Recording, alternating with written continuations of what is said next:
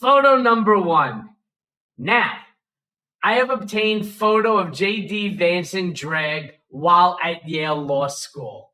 Alrighty, J.D., knock yourself out there, pal. How about photo number two? This one has a great response by Midas Touch. Can we blow that up? And I mean, this is just great. It's a new second photo of J.D. Vance in drag has been leaked. Interesting for someone as critical of the lifestyle of others. I mean, very true, very well said by Midas Touch. In fact, here's what they say. It's perfectly fine that J.D. Vance enjoys being in drag. He should be free to be his true self. It's his judgment of others that is the problem. So, look, let me give you my reaction to this one. First and foremost, it is not in question that J.D. Vance stands in stark opposition politically to the LGBTQ rights community. He focuses on limiting transgender rights, access to gender-affirming care. So these photos clearly stand in stark opposition to his political positions. Now, look, as Midas said, all right, you be you. You do whatever it is that makes you feel good. What I find to be hypocritical is his ongoing blazing attacks on others. Now, just imagine. I mean, I can only imagine right now what is happening inside the inner circle. I can only imagine what Donald Trump must be doing and must be saying right now to Don Jr., to Peter Thiel, to the rest of the geniuses there that never vetted any of these things out. How could you not have? This man is going to be running for the vice presidency of the United States of America. It's funny.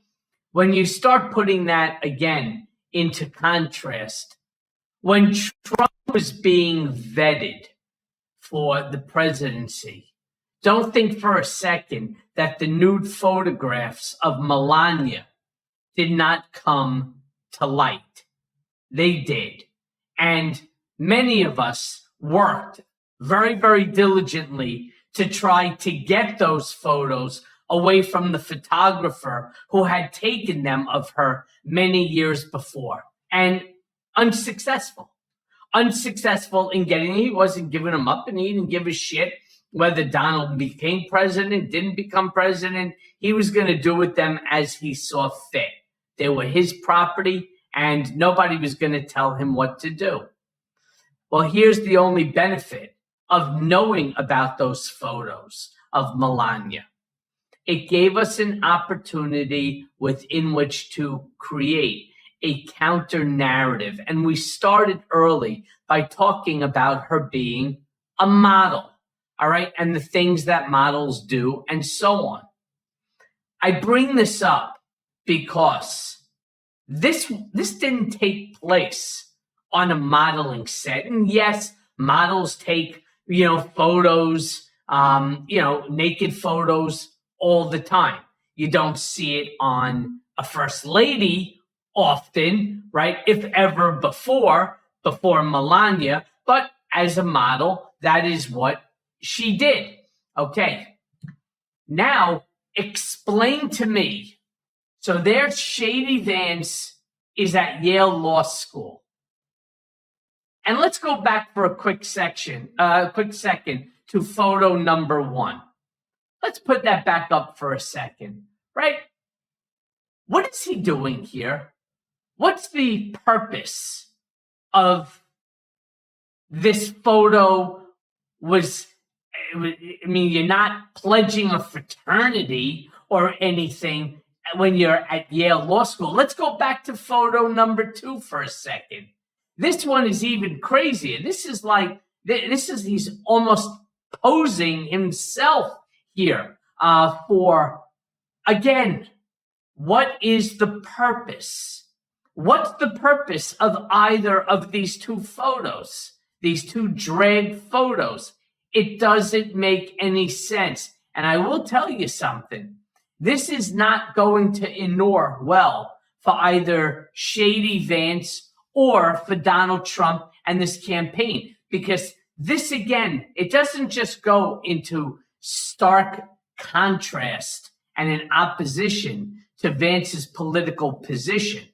It also stands in contrast and in opposition to MAGA, because that's what MAGA is all about. It's also obviously contradictory to Project 2025. So this is really a very interesting sort of scenario that we're all going to be, looking at once these things really start to take its form. I'm waiting, for example, for the upcoming debate between Shady Vance and Tim Walz. I want you to, for a second, this is great. Talk about great fodder.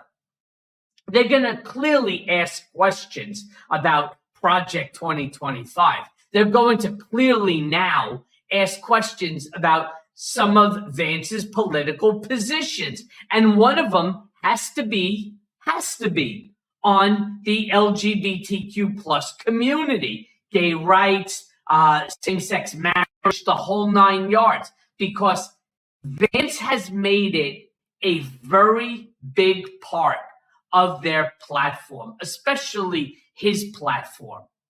So now all of a sudden you're sitting here at the debate and the topic comes up. And I could see the question, and it's a fair question. Of course, you'll never get it by Fox News, but this is certainly a fair question by either ABC or MSNBC, NBC. They turn around and they say, Mr. Vance, you have been a major critic of LGBTQ rights.